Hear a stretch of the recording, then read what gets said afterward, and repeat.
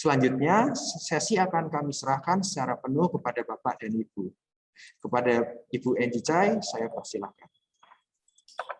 Baik, tim panitia dari Loyola, terima kasih banyak, dan juga adik-adik dan juga orang tua dan teman-teman yang sudah bergabung ya. Kita langsung mulai aja presentasinya. Nanti jika ada pertanyaan silahkan bisa ditanyakan ketika sesi tanya jawab atau bisa juga di chat ya. Nanti kita akan bahas ketika sesi tanya jawab. Presentasi ini santai aja, jadi ngobrol-ngobrol aja. Mudah-mudahan sih harapan aku setelah ngobrol-ngobrol hari ini ada sesuatu yang bisa dilakukan dan dipersiapkan sebelum teman-teman nanti berencana untuk sekolah ke luar negeri. Ya. Perkenalan formal, namaku Angie Chai. Jadi basically I look after students yang mau belajar ke UNSW. Specifically dari national curriculum ya, yang memang rata-rata membutuhkan pathway. Nah, mungkin udah ada kisi-kisi sedikit tentang UNSW dari gambar di samping kiri ini. UNSW ini lokasinya adalah di Sydney, ya. Jadi ada banyak sebenarnya keuntungan bagi international student belajar di Sydney. Selain dari proses adaptasi yang mudah ya, kemudian juga familiarity ya dari students ke Sydney. Mungkin Anda dari teman-teman atau orang tua udah pernah ke sini ya. Nah, jadi kalau untuk international student sendiri sebenarnya yang paling signifikan adalah dari segi opportunities ya.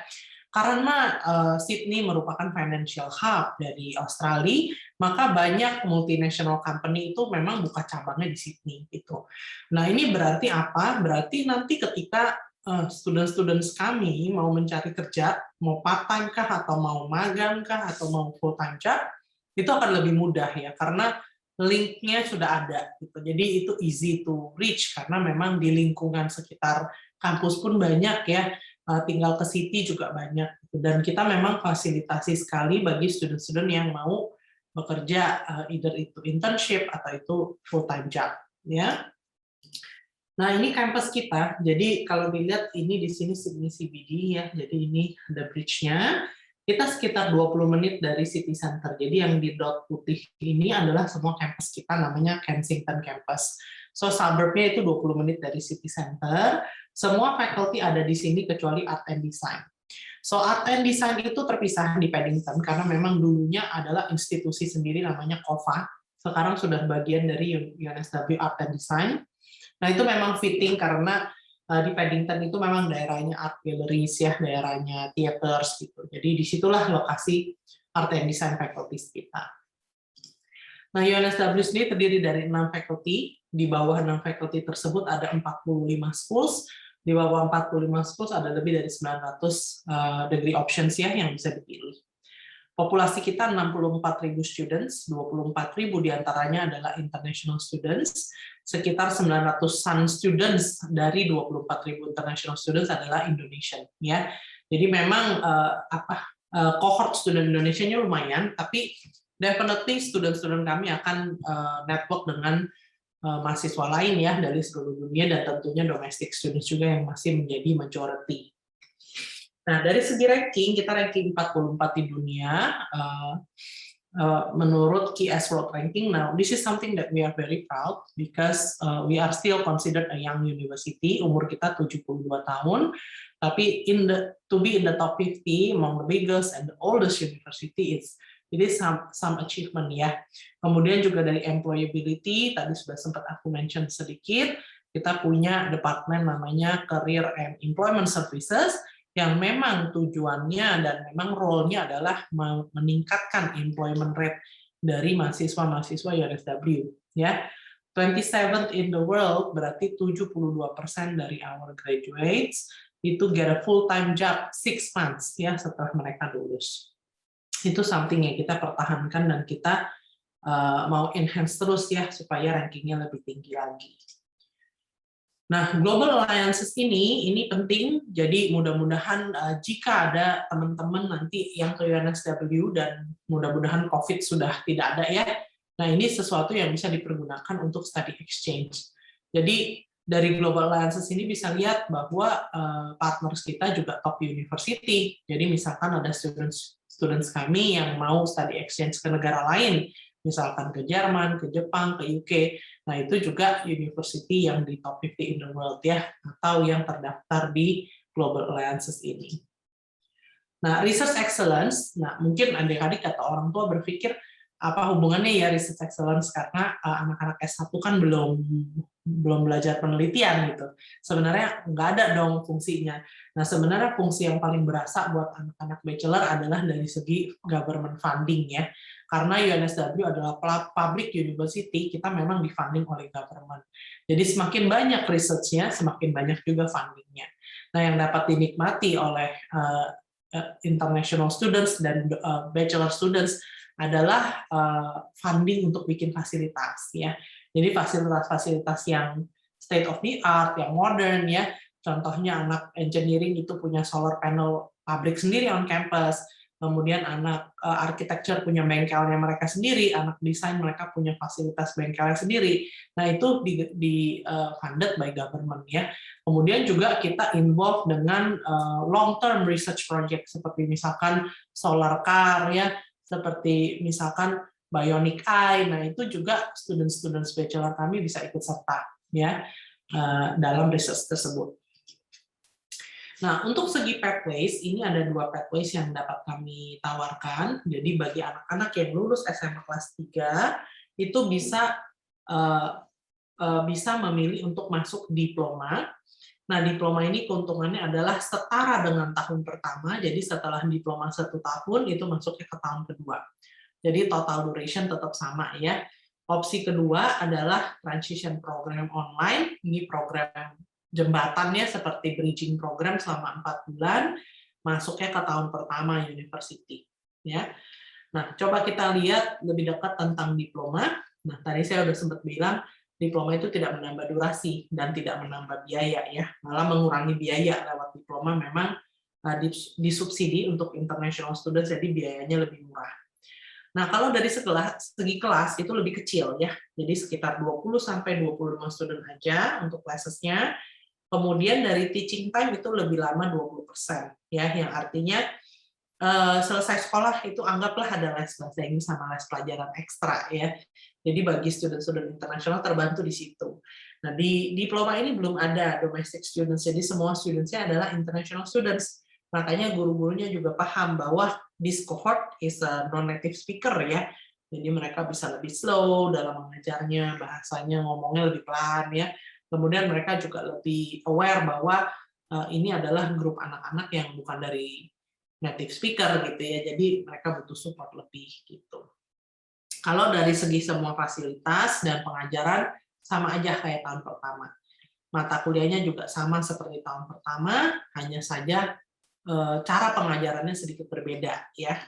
Nah, diploma yang kita tawarkan sekarang ada 4 ya. Pertama diploma bisnis, ini leading ke Bachelor of Commerce, kemudian diploma in Computer Science leading ke Computer Science buat yang demen programming, kemudian adalah diploma engineering menuju ke Bachelor of Engineering 4 years ya. Kalau engineering ini umum di Australia totalnya 4 tahun. Yang lainnya itu 3 tahun, termasuk diantaranya diploma Science leading to Bachelor of Science. Dari segi entry requirements, rata-rata 7-7,5 untuk final result. Nah, ini kenapa kita tulisnya final result, karena ketika students apply, mereka kan nggak apply pakai final result ya, biasanya terlalu telat. Jadi ketika apply itu pakai raport kelas 3 semester 1, itu biasanya sudah pada apply. Nah, ini cukup umum di Australia bahwa kalau apply pakai prelim result atau pakai raport kelas 3 semester 1, itu harus ada buffernya.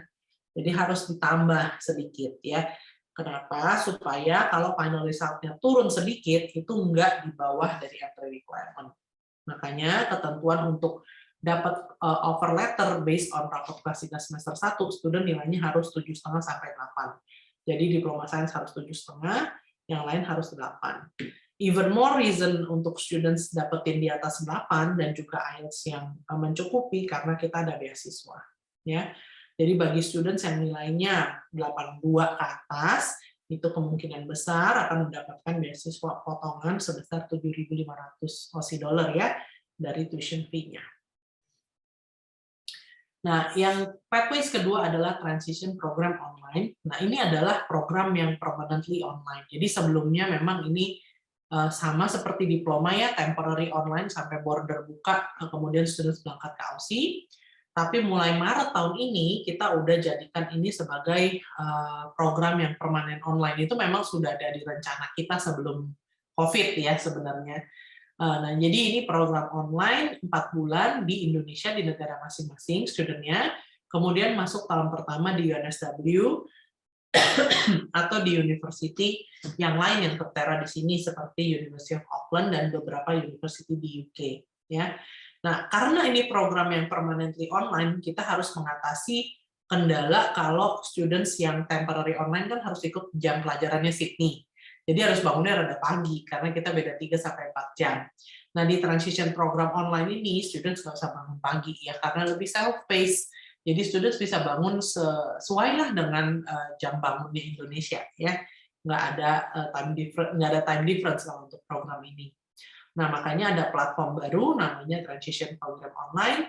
Nah, di sini students bisa berinteraksi, ya, it's very user-friendly dan very engaging. Contohnya kayak ini, students bisa publish their homework, other students can like and comments, kemudian group works juga, mereka bisa publish dan other groups can like and comment, dan juga ada interactive activities as well, di mana students memilih karakter, kemudian memilih tempat tujuannya, dan describe ekosistemnya seperti apa gitu. Nah, it's more towards journey ke student selama 4 bulan tersebut, dan at the end of this program itu memang nggak ada exams, jadi lebih kayak portfolio dan interview, ya. So the students can elaborate apa yang students pelajari selama 4 bulan terakhir tersebut, ya. Nah, kemudian ini pertanyaan yang sering juga ditanyain, jadi saya harus belajar apa, ya. Nah, ini sebenarnya adik-adik kan sudah terlahir atau pada saat ini sudah di generasi yang informasi banyak tersedia online, ya. Gampang banget buat kamu cari tahu, kalau aku mau belajar ini karirnya apa, kalau aku mau belajar ini pelajarannya apa, itu gampang banget. Nah, contohnya di UNSW kita ada online handbook. Nah, di online handbook ini sendiri, students bisa cari, misalkan saya nggak tahu nih actuarial studies belajarnya apa misalnya. Saya hanya tahu bahwa actuarial studies katanya gajinya gede, misalnya gitu. Nah, students bisa lihat, actuarial studies itu mata pelajarannya apa sih? Jadi sebenarnya mata pelajaran ini sesuai nggak sih sama minat aku? Itu sesuai nggak sih sama konsep di otak aku gitu loh, bahwa actuarial studies ini seperti ini. Gitu. Jadi mudah-mudahan di generasi sekarang nggak ada lagi nih nanti yang akan bilang, duh saya salah jurusan ya, ternyata ini jurusannya tidak seperti yang saya harapkan gitu. Padahal sebenarnya bisa kita lihat dari awal ya, selama 3 tahun tuh pelajarannya apa aja unitnya. Nah, contohnya juga ini yang sesuatu yang harus dipikirkan bagi adik-adik yang mau kuliah nanti. Kalau kita lihat di layar, ini adalah kerjaan-kerjaan yang by the time I graduate, which is 15 years ago, ini belum ada ya. There is no Uber driver by the time I graduate. There is no video blogger atau big data analyst gitu loh, 15 years ago gitu. But now there is gitu. Dan kamu kan akan lulus kuliah in another 3, 4, 5 years lagi ya, kalau ada ya anak-anak yang year 10 gitu misalnya ya, maybe in another 5, 6 years gitu. Nah, kan kita harus think about what are the jobs that are going to be available by then, by the time you graduate gitu. What are the job that is well paid ya, masih kekurangan ya, atau dibutuhkan gitu by the time you graduate. Gitu. Nah, makanya ini juga salah satu referensi yang aku dapetin dari World Economic Forum. Nah, biasanya juga aku sering mengajak anak-anak untuk lihat ya. Nah, contohnya rate of automation ya. Sekarang kan labor work itu gampang banget tergantikan oleh mesin ya. Nah, contohnya by next year 42% human work itu tergantikan oleh mesin gitu. Nah, kalau adik-adik ada waktu di Netflix itu ada dokumenter namanya American Factory. Nah, menurut aku itu cukup brutal truth ya, bagaimana thousands of buruh in pabrik itu very easily digantikan oleh mesin ya. Nah, mesin itu they can work 24/7 ya. not complain, they don't need any rest gitu. Nah, kemudian juga dengan berkembangnya teknologi, sekarang all these managers aja bisa mengatur produksi based on cloud ya, sistem di cloud. Jadi minggu ini produksinya mau berapa, minggu depan produksinya berapa, itu semua diatur di cloud. Jadi the manager doesn't have to be physically in the public sebenarnya ya at this moment in time gitu. Nah, kemudian juga dari skills yang dibutuhkan. Ini memang referensi tahun lalu, kita nggak tahu 2025 apalagi ya gitu skills yang dibutuhkan. Yang pastinya sih creativity ya, because robots can do creativity ya. Nah, creativity di sini yang dimaksud bukan hanya students yang belajar misalkan musik atau belajar desain gitu ya, but it's more towards creatively solving the problem in any areas or in any industry yang students jalani gitu loh.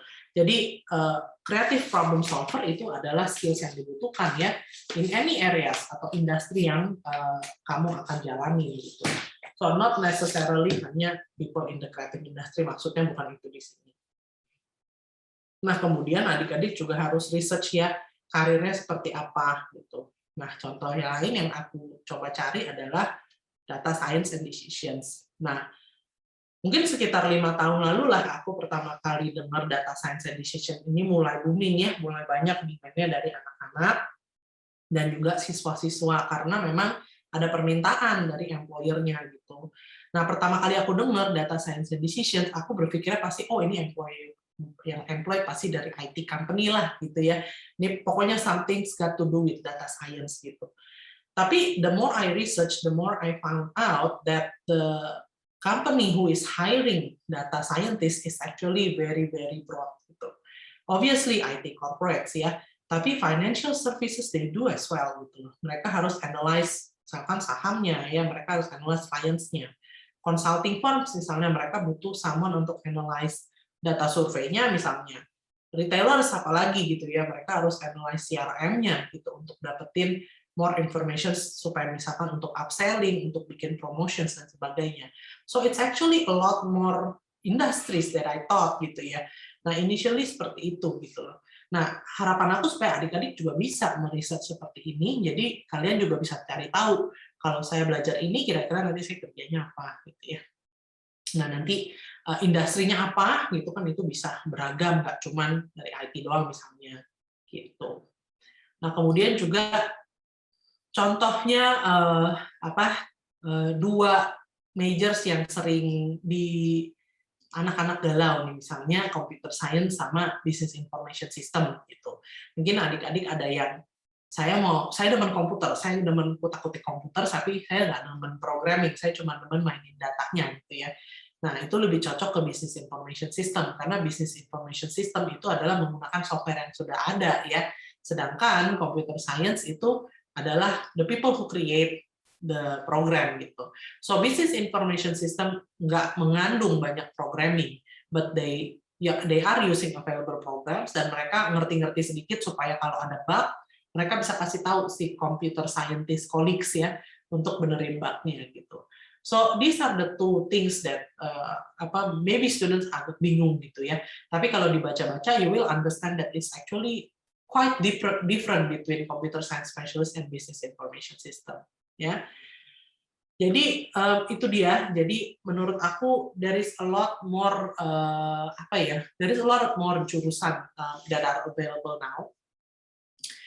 Pastinya banyak sekali hal-hal yang mungkin zaman dulu gitu itu belum available, but now is available. Contohnya kayak commerce sekarang ada fintech misalnya ya, yang dulu belum ada gitu. Tapi we definitely know fintech is going to be big gitu. Dan kita udah berasa ya sekarang dengan adanya e-money ya, dengan adanya OVO, GoPay, ShopeePay, semua pay gitu. Nah, itu udah berkembang ke sana gitu. Kemudian juga aku udah lihat misalkan contohnya di US sudah ada Amazon kayak minimarket Amazon gitu yang nggak ada petugasnya sama sekali. Jadi masuk tinggal scan OVO-nya misalnya ya. Kemudian di keranjangnya itu ada automatic barcode scanner, jadi setiap kali masukin ke keranjangnya itu udah bisa di-scan barang-barangnya, dan kemudian akan self-checkout, begitu checkout nggak ada pembayarannya lagi, langsung nyelonong aja keluar, langsung nanti dapat bonnya lah langsung dididak ibaratnya dari aplikasinya itu gitu. Nah, we already know it's going to be aiming-nya ke sana lah mungkin nanti Indonesia in a few years, but that is something to think about kalau misalkan ternyata mau pilih jurusan ya. Kemudian juga engineering, sekarang baru ada namanya quantum engineering. Nah, itu bagi aku yang bukan background engineering itu ngebingungin banget ya, walaupun aku kerja di NSW, no matter how much I learn, itu konsepnya nggak masuk karena it's not in my background gitu. Nah, mungkin adik-adik yang jurusan IPA yang sudah pengen engineering, there is also something to think about kalau mau milih engineering apa ya gitu loh. Ini ada engineering baru nih, misalkan quantum engineering gitu. Do you think that it's something will be considered in the future gitu misalnya? Nah, itu mungkin bisa jadi pertimbangan adik-adik. So basically, mudah-mudahan nanti setelah hari ini, kalau ada adik ada pertanyaan silakan. But intinya kita bisa di zaman kamu tuh bisa banget untuk research mau belajar apa, kontennya itu isinya apa, karirnya itu jadinya apa, gajinya berapa, itu semua available ya di website-website sebagai referensi. Jadi adik-adik harus take ownership ya. Saya mau sekolahnya jenis ini nih gitu. Mungkin aku sama Mas Dimas itu bisa mengarahkan, oh mungkin itu lebih cocok ini gitu. Tapi harus take ownership untuk research juga sendiri, lihat ya kira-kira mana nih yang paling cocok sama passion kamu, mana yang paling cocok sama apa yang kamu mau capai gitu ya. Aku rasa paparan aku seperti itu. Mungkin kalau ada pertanyaan kita bisa masuk ke sesi tanya jawab ya. Setelah itu nanti mungkin aku akan share sedikit profil dari dibantu oleh Mas Dimas juga untuk profile Sun, dan ada saya akan bagikan link quiz juga ya untuk adik-adik yang mau mengikuti setelah acara ini.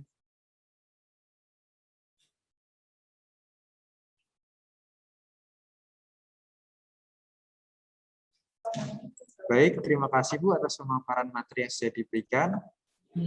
Setelahnya apakah ada video atau mau langsung tanya jawab saja Bu? Langsung tanya jawab aja. Oke, baik Bu. Ya teman-teman, setelah tadi kita sudah saksikan bersama pemaparan materinya, wah sungguh luar biasa teman-teman, sangat insightful, terutama untuk tadi yang udah ditanyain, wah pengen kuliah nih ke luar negeri, kemana gitu. Nah udah pasti dapat banyak lah informasi mengenai tadi harus beradaptasi, terus familiarity-nya kalau di Aussie itu gimana, dan juga di UNSW sendiri itu banyak sekali fakultas, dan juga rankingnya itu sangat baik sekali ya teman-teman, 44 di dunia itu sudah sangat baik sekali gitu. Kalau kalian bisa mau ke sana, pasti itu sudah sangat terjamin akreditasinya dan juga lain-lain gitu. Untuk program-program sendiri tadi sudah bisa kita lihat juga, ada yang bisa langsung ke diploma, langsung tahun kedua, langsung ke year 2, dan juga ada transition program online yang bisa langsung ke year 1 gitu. Nah, pasti teman-teman bisa dapat banyak insight lagi kalau teman-teman itu lebih mendalami sesuai dengan yang disarankan oleh Ibu Enji saya tadi untuk membuka websitenya, terus mengetahui mau ke jalur mana sih kita tuh, mau ke jurusan apa gitu. Nah, setelah ini kita akan masuk ke sesi tanya jawab. Teman-teman bisa nih langsung aja tuliskan di chat room pertanyaan-pertanyaan yang mungkin tidak ditanyakan, bisa jadi tentang beasiswa kalau mau ke sana, ataupun bisa tentang biaya mungkin, dan juga cara hidup di sana bagaimana, nanti situasinya seperti apa, seperti itu. Dan juga mungkin kalau ada hal-hal yang ingin ditanyakan secara lebih lanjut, silahkan segera dituliskan di kolom chat ya teman-teman.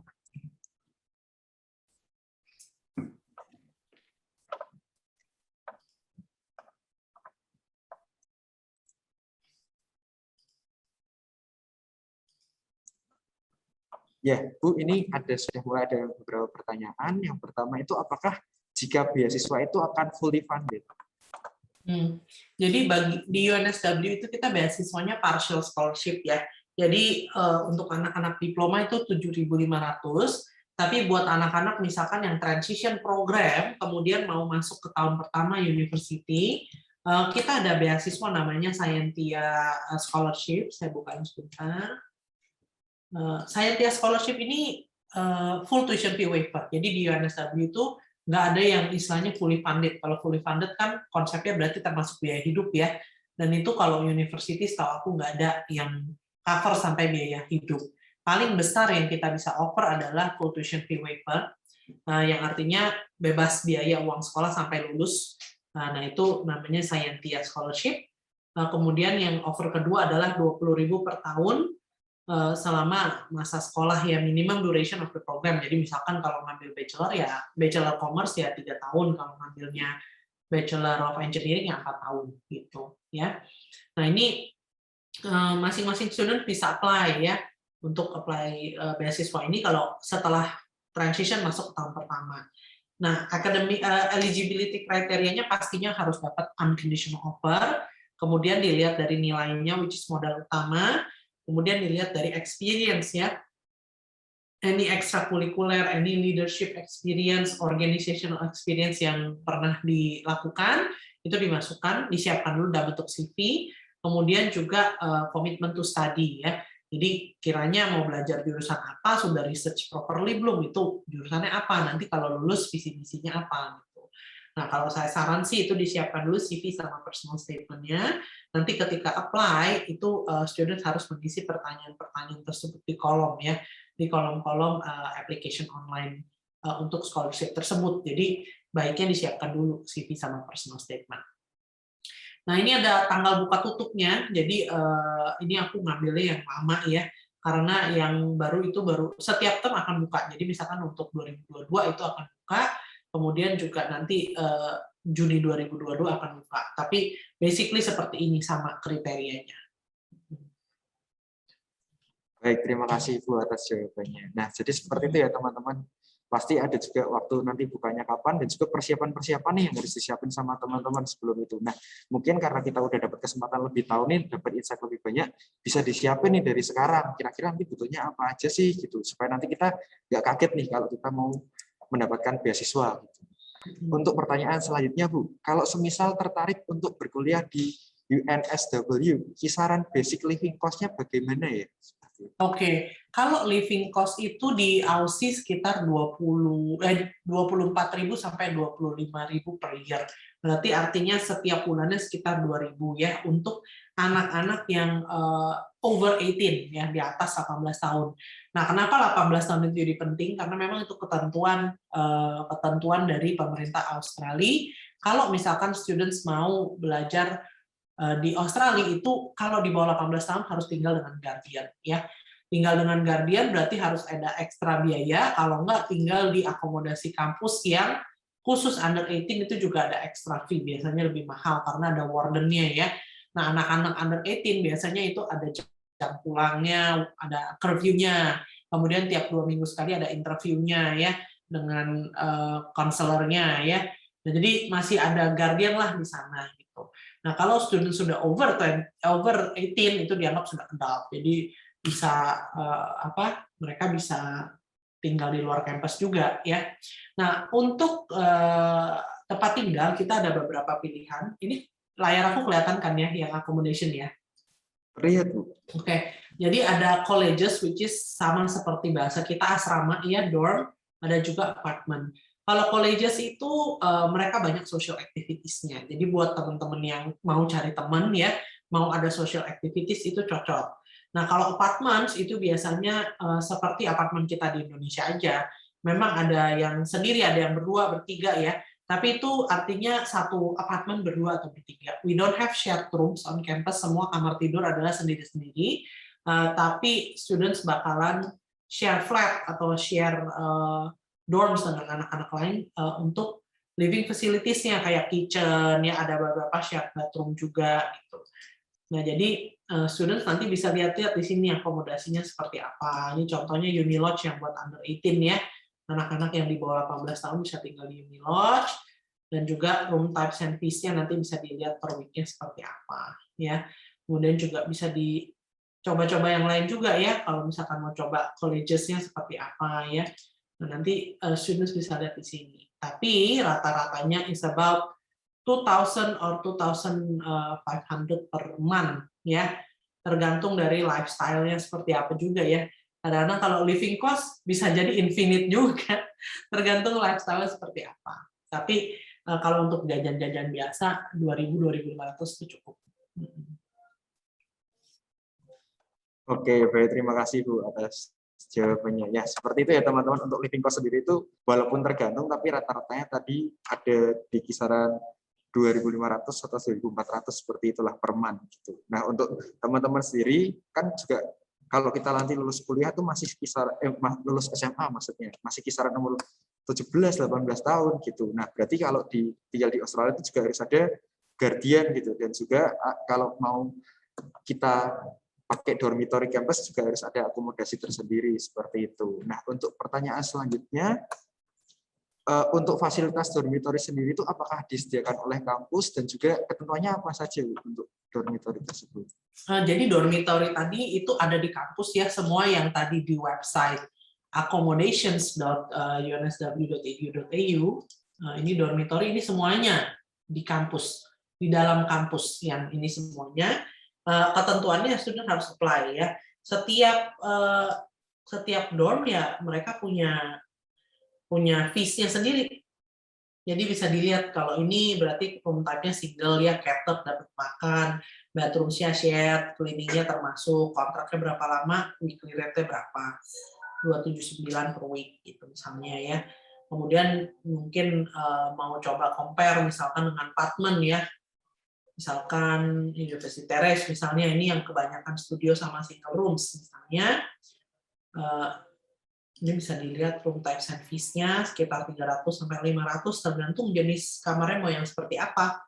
Kalau yang 2 bedroom ya kamarnya 2 kamar tidur ya. Jadi kamar tidur tidak ada yang sharing kalau yang di UNSW, semua kamar tidur itu sendiri-sendiri ya. Tinggal pilih aja mau dapat makan atau enggak.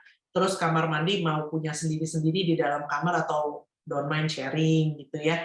Kemudian juga kalau ini kan nggak termasuk cleaning apartemen ya, jadi ya clean sendiri gitu ya. Nah itu weekly rate-nya seperti apa, nanti bisa lihat di sini. Kalau cara apply-nya nanti bisa apply lewat website, tinggal dipilih aja nanti mau akomodasi yang seperti apa. Setelah udah lihat-lihat di sini, nanti tinggal apply now, nanti kamu bisa masukin opsi akomodasi yang kamu mau gitu. Dan ini juga mungkin bisa dikonsultasikan dari teman-teman dari SAN juga, seperti Kak Dimas itu juga udah sering ya membantu student untuk apply akomodasi di UNSW. Bagi anak-anak over 18 itu easy, boleh apply on campus, off campus juga boleh gitu. Dan banyak alumni UNSW yang sudah di sana menetap di Sydney juga, itu kita ada grup akomodasi sendiri. Jadi kalau misalkan adik-adik yang tertarik untuk tinggal di Sydney off campus karena sudah over 18, nah itu bisa banget untuk dimasukin ke grup akomodasi tersebut, nanti bisa tanya langsung sama landlord-nya. Baik, terima kasih Bu atas jawabannya. Ya, jadi seperti itu ya teman-teman. Ini bisa dicatat tadi websitenya, bisa dilihat-lihat di situ. Nanti teman-teman juga bisa langsung mengikuti prosedurnya aja. Caranya pakai apply tadi. Untuk pertanyaan selanjutnya, jika ingin melanjutkan studi di UNSW, bagaimana ya Bu jika kondisi pandemi sekarang ini? Karena kan kondisi Australia sekarang masih close border, setahu yang bertanya. Nah, apakah ada pengecualian untuk mahasiswa UNSW atau bagaimana? Ya, jadi sementara border masih tutup ya, kita udah tutup kan dari tahun lalu bulan March ya. Nah itu students tetap kuliah dari Indonesia, tapi pengajaran semua dari Sydney gitu. Jadi kuliahnya online pakai platform kita namanya Moodle. Nah platform Moodle ini sebenarnya sebelum COVID udah dipakai gitu. Jadi student sudah nggak asing lagi dengan Moodle ini, tapi bedanya adalah semua dimaksimalin, jadi semua di-recorded. Dulu kan nggak semua lecture di-recorded, sekarang semua lecture di-recorded, semua materi di-upload gitu ya. Jadi itu lebih fungsional aja gitu di sana. Kumpulin tugas juga di sana, exams juga di Moodle tersebut. Gitu. Oke, terima kasih atas jawabannya. Berarti kurang lebih sama lah kayak teman-teman kan sekarang juga sekolah SMA-nya online ya ini. Jadi kurang lebih sama kayak gitu. Ya. Cuma di sini kan kalau di UNSW itu sudah sebelumnya sudah pakai, jadi mungkin sudah lebih familiar nanti dan juga lebih user friendly pastinya. Seperti itu. Nah, untuk pertanyaan selanjutnya, kalau semisal mau kerja part time apakah bisa, Bu? Kerja part-time boleh 20 jam per minggu ya, itu legal kalau di Australia. Jadi pemegang visa student boleh kerja 20 jam per minggu atau 40 jam per 2 minggu selama masa sekolah. Ketika lagi summer itu boleh full time, 40 jam per minggu kalau lagi liburan ya. Gitu. Dan itu legal ya, boleh di kampus, boleh di luar kampus juga boleh. Oke, berarti teman-teman nggak usah khawatir nih kalau mau disambil kerja part time untuk lebih meringankan beban biaya hidup dan lain-lain. Nah, itu pasti sangat possible sekali ya. Untuk juga pasti nanti akan bisa dibantu ya Bu untuk mencari kerja part time lewat kampus, lewat lain-lain seperti itu ya. Jadi banyak link untuk kerja part time. Biasanya sih kalau kerja part time kan berarti casual job ya. Ini beda sama magang ya. Itu anak-anak Indonesia di PPIA udah jago banget. Jadi biasanya tanya-tanya anak Perhimpunan Pelajar Indonesia Australia aja. Mereka udah banyak lah networknya untuk kerja part time gitu. Nah nanti kalau magang dibantu sama Career and Employment Services ya. Nah di situ mereka akan bantu kamu maunya apa, kemudian kira-kira ada lowongan apa yang available dengan apa yang kamu mau. Gitu. Nanti akan dibantu untuk carilah perusahaan yang kira-kira cocok sama kemauan students-nya, mau magang di jabatan apa, misalkan di posisi apa, kemudian di perusahaan seperti apa, nanti bisa dibantu sama Career and Employment Services. Ya mantap sekali teman-teman. Jadi udah ada nih teman-teman dari Indonesia yang juga udah kuliah di sana. Jadi nanti Tonyo bisa tanya-tanya, bisa lebih tahu lebih banyak lah, dan juga mendapatkan insight dari mereka juga. Jadi jangan khawatir kalau mau mendaftar ya teman-teman. Lalu untuk pertanyaan selanjutnya Bu, untuk major Com Science untuk bachelornya itu tuition fee-nya berapa ya Bu per year? Major apa, sorry? Computer Science. Computer Science ya. Computer Science kalau di UNSW itu masuknya Faculty of Engineering. Jadi ini ada diplomanya juga. Jadi untuk bachelornya itu kalau Computer Science ini kan 3 tahun ya. Tuition fee-nya 47.760. Tapi kalau pakai diploma tahun pertamanya itu 38.400. Jadi lumayan beda 9 ribuan ya. Jadi diploma 38.000 dulu. Kemudian tahun kedua 47.000, tahun ketiga 47.000. Seperti itu. Ya. Nanti link ke brosur ini juga aku bisa bagikan di chat box supaya bisa di-download brosurnya. Menurut aku enak juga untuk lihat computer science itu ngapain aja, study area-nya apa. Dan juga misalkan ada yang tertarik study area-nya ini bedanya apa sih misalkan computer science sama artificial intelligence. Nah, itu balik lagi bisa ke online handbook ya. Nah, online handbook yang tadi aku sempat mention sedikit, di presentasi kita bisa masukin program code atau keyword. Kalau aku pribadi sukanya program code ya, kan program code kita tinggal lihat di sini aja nih. Nah, itu udah pasti nggak nyasar. Kadang-kadang kalau pakai computer science, ntar nyasar ke master, kalau nggak nyasar ke unit gitu ya, bingung gitu. Kalau pakai program code, itu sudah pasti program yang kita mau dan jenjangnya S1 gitu. Nah, nanti jika teman-teman bisa coba buka di website handbook. Nah, kalau mau lihat mata kuliahnya apa aja, majors-nya apa aja, bisa lihat di sini.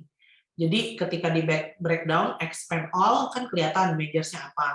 Misalkan bingung antara e-commerce sama database, ya ini bisa diklik lagi untuk lihat e-commerce itu pelajarannya apa aja sih, gitu ya. Ini di expand lagi. Gitu. And then you can compare between the two. Kira-kira mana majors yang kamu paling suka. Gitu. Nah, nanti tinggal disesuaikan sama diplomanya aja. Baik, terima kasih Bu. Jadi kurang lebihnya ya teman-teman, ini tuh website-nya sudah sangat lengkap sekali ya. Jadi nanti kalau teman-teman mau kepo, mau membandingkan tuition fee dan juga nanti ngapain aja, jurusannya dan lain-lain, itu sudah sangat bisa terbantu dengan mengakses website ini. Nah, untuk yang masih pada galau-galau nih memilih apa, bandingin sama apa, nah ini mungkin sangat membantu ya teman-teman untuk mengetahui lebih lanjut. Oh nanti itu pembahasannya itu tentang apa aja sih? Oh nanti opportunity kerjanya itu apa aja sih? Gitu. Untuk pertanyaan selanjutnya Bu, untuk opportunity internship adakah dan bagaimana, dan apakah UNSW itu bekerja sama dengan beberapa company? Nah, mungkin teman-teman ini pada kepo nih Bu, ini company-nya apa saja bekerja sama UNSW? Company-nya sih banyak banget ya, jadi setahun kita ada 2 kali pameran ya. Nanti aku coba bisa cariin the list of companies, I think we have it somewhere in the website, yang kerjasama dengan kita ya. Students nggak perlu khawatir bahwa we do network with companies around the world, multinational companies. Even some of our students do part-time, do internship di luar negeri juga itu bukan hal yang bukan hal yang jarang ya. Contohnya anak-anak computer science ya mereka bisa internship misalkan di Silicon Valley, di headquarters-nya Microsoft gitu ya, sangat bisa karena memang partner kita juga dengan company seperti itu gitu. Nah, tergantung dari vacancy-nya, kalau misalkan memang mereka lagi ada vacancy di luar Sydney, students mau willing untuk travel dan waktunya pas, ya bisa aja internship di headquarters-nya gitu. Dan itu nggak jarang. Tapi bisa juga misalkan, oh saya mau internship-nya di Sydney aja deh, karena saya ternyata pengen sambil sekolah aja internship-nya. Nah itu bisa banget. Nah hampir semua bachelor kita itu ada internship. Hanya ada beberapa yang compulsory, ada yang harus, ada yang optional. Kalau optional ya boleh diambil, boleh enggak, tapi kita sarankan ambil aja. Karena kan ya sayang menurut aku nggak pakai career and employment itu kan gratis ya nyariin kerjanya. Jadi ya itu dipergunakan aja untuk kamu coba kerja. Most of the time students yang sudah pernah magang itu biasanya kalau employer-nya happy, sebelum lulus nanti udah dikasih tahu lagi. When you graduate you can apply gitu, karena kan kamu udah kenal sama manajersnya sama human resources-nya gitu loh. Jadi it's easier for you to apply kerja setelah kamu lulus. Dan jangan lupa di Australia itu kan ada program PSW ya, Postgraduate Study Visa, which is setelah kamu lulus bachelor kamu boleh apply visa kerja selama 2 tahun. Nah, kalau kamu sudah pernah magang, kan berarti kamu pertama udah ada pengalaman, kedua sudah ada industry link. Nah, itu lebih gampang buat kamu cari kerjanya. Jadi 2 tahun visa kerja itu nggak sia-sia ya. Bisa kamu manfaatkan untuk kerja di Australia. Gitu. Oke, baik. Terima kasih buat jawabannya. Nah, itu teman-teman, jadi jangan khawatir ya. Kerjasamanya sama multinational company itu sangat banyak. Contohnya tadi Microsoft ya. Kita semua tahu lah Microsoft itu keren banget kalau udah bisa kerja di sana. Dan juga mungkin banyak teman-teman yang juga bercita-cita pengen bekerja di multinational company gitu. Nah, ini ada pertanyaan dari teman kita kelas 10 di private chat nih, kelihatannya malu-malu gitu. Jadi pertanyaan tuh, saya masih kelas 10 dan masih bingung memilih jurusan apa. Nah, kira-kira apa saja sih jurusan yang paling diminati di UNSW? Jurusan yang paling diminati ya. Kalau aku sih sebenarnya dibalik nanyanya. Jadi jangan nanya jurusan paling diminati ya, karena it's not you gitu. Nah, misalnya aku bilang jurusan paling diminati kedokteran gitu. Kan it doesn't help you in any way gitu. Kalau misalkan kamu nggak minat jadi dokter misalnya. Kalau misalkan aku bilang it's business and engineering, but it is not your passion gitu. So don't just follow what popularity stands for gitu. Kalau popular di ini, I just follow whatever popular gitu. Itu jawabannya sebenarnya gampang. Di UNSW it's popular students to study business and engineering gitu. Tapi balik lagi, it's not helping you to just follow whatever popular gitu. Makanya yang tadi aku bilang, take ownership, kamu passionnya apa, kamu sukanya apa. Don't follow whatever popular in that university gitu. But because itu kan nggak bisa kita generalisasi all students must study business at UNSW because we are the best gitu in business or engineering gitu ya. Itu lebih kepada kira-kira kamu potensinya apa, kamu interestnya apa. Once you find out, nah itu kamu cari university yang terbaik dalam versi kamu yang punya program tersebut gitu. Itu menurut aku lebih baik ya dibandingkan dengan following whatever popular in university A, B, C gitu. Ketika kamu sudah tahu passion kamu, barulah kamu cari tahu, oh mana ya university yang rankingnya bagus di sini, mana ya university yang networknya di sini bagus gitu, yang research opportunities-nya besar, nanti aku bisa ikutan, siapa tahu aku bisa ketemu famous researcher atau famous people from the industry kalau aku sekolah di sini gitu. Ya. Baik, terima kasih Bu jawabannya. Ini keren banget jawaban dari Bu Enji ini. Ya itu benar banget ya untuk teman-teman apalagi yang masih kelas 10 jangan takut untuk aku tuh pengennya sebenarnya tuh ini tapi gara-gara kamu ikuti tren malah kamu nanti salah memilih dan juga malah nanti eman-eman gitu ya. Maksudnya sayang lah kalau misalnya kamu sudah milih yang kamu ternyata ini populer tapi aku nggak pengen dan akhirnya berhenti di tengah-tengah, itu kan banyak hal yang harus dikorbankan seperti itu. Ini bagus sekali untuk tips teman-teman yang hendak memilih nanti mau jurusan apa seperti itu. Nah untuk selanjutnya Bu, pertanyaannya apakah masih beasiswa itu ada kuota tersendiri untuk orang yang mendaftarnya seperti itu? Oh, kuota beasiswa untuk yang full tentu ada ya. Jadi biasanya sih kalau aku lihat around 15 to 20 full scholarships, full tuition fee waiver per year ya yang di issue oleh UNSW ke international student. Jadi 15 sampai 20 places ya diperbutkan 120 negara. Tapi bukan cuma wacana, karena setiap tahun kita lumayan dapat 2-3 student lah, dapat full scholarship setiap intake. Kemudian yang 20.000 juga lumayan banyak. Kemudian kalau apply Scientia scholarship, enaknya itu once you apply, kamu automatically consider buat semua scholarship at UNSW. Karena Scientia kan paling tinggi, sedangkan kita banyak scholarship lain yang kecil-kecil gitu. Jadi kalau misalkan nggak dapat yang gede, itu udah pasti kita consider buat yang kecil-kecil juga. Kalau dapat ya lumayan, misalkan ada yang 5.000, 10.000 gitu. Jadi kita pasti akan consider untuk semua scholarship yang kita punya kalau apply yang Scientia scholarship. Baik, terima kasih atas jawabannya guys. Itu teman-teman, jadi nggak usah khawatir ya untuk scholarship. Kalau kalian udah persiapan dan memperjuangkannya pasti bisa lah untuk mendapatkan scholarship. Untuk selanjutnya ini ada yang tertarik Bu, ini sama program renewable energy. Nah, dia bertanya tentang tuition fee-nya berapa. Oke, jadi kalau untuk renewable energy itu sama di dalam Faculty of Engineering ya. Jadi kalau engineering kita kan tetap 4 tahun, which is wajar buat di Australia engineering 4 tahun, karena memang ketentuan dari badan profesi ada Engineers Australia adalah harus 4 tahun, karena tahun terakhir itu ada research. Jadi kalau kamu lihat degree yang belakangnya honors, ini kamu udah tahu pasti 4 tahun, dan tahun terakhir ada research. Kemudian juga untuk engineering, compulsory magang, ya harus ada magang, itu juga ketentuan dari Engineers Australia. Nah, ini tuition fee-nya 47.760 per year. Ini juga ada diplomanya, jadi kalau mau lewat diploma juga bisa ya, ngirit sedikit di tahun pertama, kemudian tahun kedua baru lanjut 47.000. Dan untuk kodenya tetap sama, kalau mau searching di online handbook 3707 ya. Tapi aku mau highlight sedikit tentang renewable energy. It depends ke konsentrasi yang kamu mau apa. We do have renewable energy as a major, which is belajarnya lebih banyak, tapi we are also very famous in photovoltaics and solar energy ya. Jadi kalau memang fokus kamu mau solar energy, kita ada yang spesifik, which is photovoltaics and solar energy.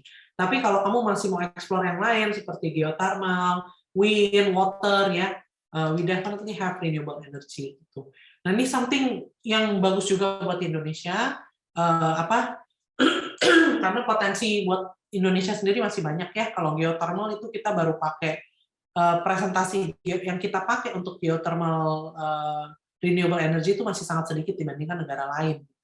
Nah, ini sih boleh kamu pertimbangkan juga kalau kamu masih mau explore yang lain. Kalau mau photovoltaics, khusus solar energy itu kita ada sendiri. Nah, di sini kamu bisa pilih study area-nya apa. Gitu. Please do visit our online handbook. Masukin kode 3707, nanti akan kebuka renewable pilihan majors-nya, pilih renewable energy atau photovoltaics, jadi bisa baca-baca kira-kira yang mana nih yang kamu lebih suka. Apakah mau yang general renewable energy, so you can learn all about renewable energy, ada yang biodiesel, bioethanol gitu ya, biofuel ya, bisa juga ada geothermal, bisa juga turbin air, terus kemudian angin ya, masih juga belajar solar dan lain-lain gitu ya. Kamu bisa lihat di sini. Nanti I will share how to download this brochure di chat box ya. Sambil nunggu kalau ada pertanyaan lain. Baik Bu, terima kasih atas jawabannya. Ini ada yang bertanya lagi, apakah ada jurusan nurse di UNSW dan minimal IELTS-nya berapa? Nursing ya? Iya Bu. Oke, nursing kita nggak ada ya. Jadi kita belum ada nursing, yang kita ada adalah kedokteran umum. Nah, kalau nursing itu mungkin bisa lihat di university lain, rata-rata sih around 3-4 years I think. Nanti setelah itu bisa ambil registered nurse, harus ambil IELTS lagi. Nursing pasti Inggrisnya lebih tinggi sedikit ya, karena kan itu keperawatan. Nanti untuk registered nurse perlu lebih tinggi lagi. Ketika tes lulus nursing, ketika tes untuk registered nurse di Australia itu lebih tinggi lagi IELTS-nya. Gitu. Ya, but unfortunately we only have MD kedokteran. Baik, terima kasih Bu. Pertanyaan selanjutnya, kalau lulus dari kelas 12 dari SMA negeri di Indonesia disarankan ke masuk program diploma atau ke transition program ya, dan persyaratan untuk masuk keduanya itu apa saja? Jadi tergantung mau majornya apa. Kalau misalkan majorsnya available di diploma, which is business, engineering, science sama computer science, lebih bagus ya diploma. Karena lebih irit dari segi waktu dan biaya dan kemampuannya pas kok gitu. Tapi kalau ternyata kamu maunya architecture, psikologi atau yang lain-lain yang nggak ada diplomanya, ya ngambil transition gitu. Nah itu lebih cocok karena memang nggak ada diplomanya dan transition cuma 4 bulan dan bisa dari Indonesia dan affordable juga. Kalau untuk nilai, diploma tadi sekitar 7 sampai 7,5 tapi usahakan di atas 8 karena ada beasiswa. Kalau transition itu rata-rata 7. Ya. Jadi yang kita lihat adalah nilai kelompok C, peminatan. Jadi anak IPA berarti mat fisika, kimia, biologi. Jadi anak IPA tentunya bisa masuk engineering science, tapi kalau anak IPS itu belum bisa ya masuk ke program-program engineering atau science di UNSW. Jadi kalau IPS kita lihatnya berarti mat, sosiologi, ekonomi, histori ya biasanya yang di kelompok C, peminatan itu, nanti dari situ bisa masuk jurusan-jurusan bisnis atau jurusan-jurusan arts and social science, desain itu bisa. Tapi kalau untuk ke majors science, physical atau life science belum bisa. Kemungkinan harus foundation lagi ya untuk mempelajari mata kuliah sainsnya dulu sebelum masuk ke UNSW. Baik, terima kasih Bu atas jawabannya. Pertanyaan selanjutnya Bu, ini menarik karena ada yang bertanya bagaimana kultur perkuliahan di UNSW sendiri, kapan masuk, kapan libur dan lain-lain. Nah itu tuh apakah berbeda dengan di Indonesia atau bagaimana? Oh, kalau di UNSW kita pakai sistemnya term ya. Satu term itu sekitar 10 sampai 12 minggu, setiap term itu ada libur 2 minggu. Kecuali di summer ya. Summer itu liburnya 3 bulan. Jadi kelar-kelar biasanya around Desember pertengahan gitu biasanya udah mulai libur sampai nanti bulan Februari baru masuk lagi. Jadi itu summer break. Nah, selebihnya itu 10 sampai 12 minggu dengan break 2 minggu ya setiap termnya. Kalau dari culture di Australia itu belajarnya kalau sama dosen-dosen very laid back ya, they are very welcome, mereka kayak teman. Some of the teachers they can just call by name, nanti mereka akan kasih tahu just call me Andrew misalnya gitu. Terus mereka easy going banget kalau misalkan kamu perlu konsultasi gitu ya, mereka ada jam-jamnya. Jadi dia kasih tahu misalkan si Mr. Andrew ini konsultasinya setiap hari Selasa jam 3 sampai jam 5 sore gitu. Nah, students bisa booking consultation via Moodle atau bisa walk-in juga.